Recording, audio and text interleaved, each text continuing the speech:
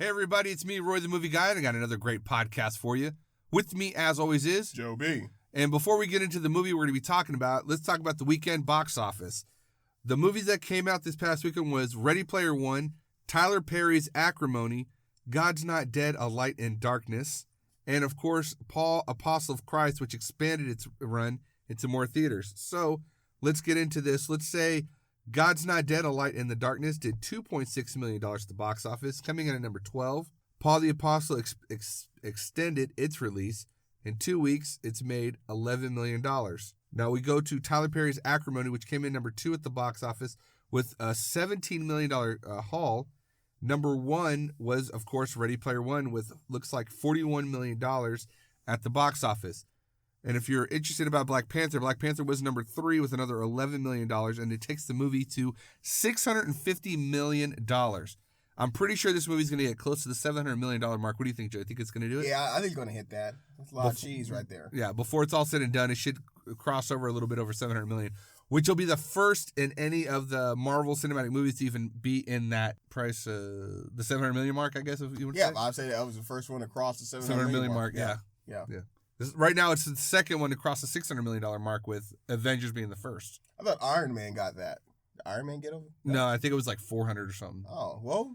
Now, worldwide, it's over $1 billion. Of course. They love Iron Man in China and Japan and Europe, Australia. Of course. So now we get into this movie coming out April 6th, the new John Cena, Leslie Mann movie, Blockers. I got a chance to go to a screening for this movie, and let me just tell you this.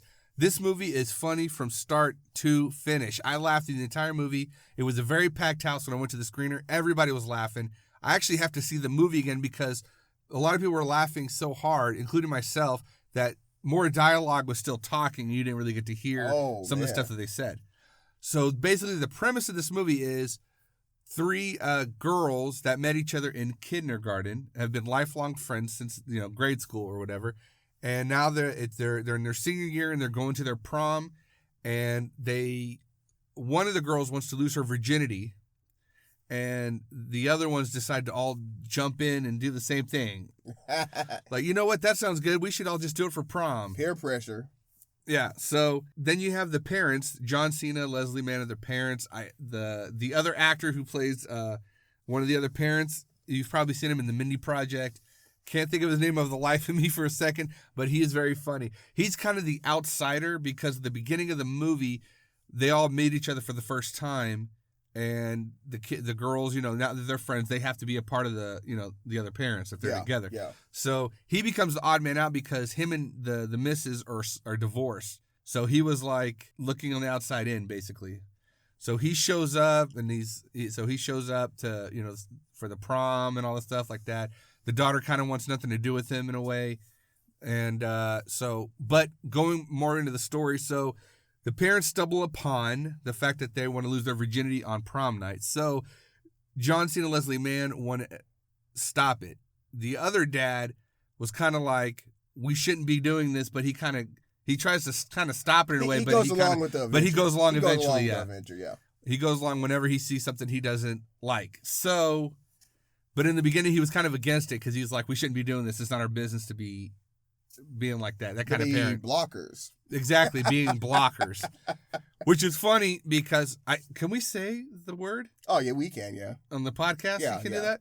I didn't know if there was like rules or regulations against that. So I called the movie cock blockers. And they actually say that in the movie, let's cock block these motherfuckers. Yeah, you look at the poster, it has like a rooster. A rooster, yeah, cock, a rooster, yeah, boom, on top of it, blockers. I mean, they can't say it in the commercials, but we can say it here. We're not paid to do this, so. Yeah, so feel free. So yeah, we can. I guess I try to keep it. What is it? Clean in a way, but ad friendly. Yeah. Well, anyway, but yeah, that's the basic premise of the movie. They're just trying to stop them from having sex on prom night, even though I don't know any other parents that would really do that. There's a lot of other elements. Basically, this movie is kind of like you know those movies like Superbad and what's in their movie, or like Harold and Kumar. Yeah. It's kind of like one of those kind of movies where they get into all these shenanigans along the way while they're trying to stop their daughters. Kind of a way like you have Harold and Kumar trying to get to White Castle, and they keep going through all these shenanigans. Same thing with Superbad. They were trying to buy beer to bring to a party. Yeah, so they get laid. Yeah. So that this movie is about not getting laid, or them trying to stop them from getting laid. Yeah. So, but one aspect of the movie that's really nice is the chemistry between Leslie Mann, John Cena. He's coming in to be a very good comedic actor. He's taken on these roles where he has to do a lot of comedy, and it's working for him. Joe hasn't seen the movie yet, but even by the trailers alone, he can kind of see that. Yeah, it's interesting where John Cena started, and he was doing all these action movies, but even though they were from the WW studios, where it was like 12 rounds, I'm gonna hunt you down to come get you. I'm gonna and he's gonna bash, but he's a very imposing figure. So it's kind of funny to see him in this movie because he gets very emotional a lot just because of it's his daughter, and he's like, I'm her hero, and he's very affectionate in the movie. There's a great scene with Gary Cole, if you know him from Office Space, where he was like the boss that always told him to come to work. He's like, yeah, I'm gonna need you to come in.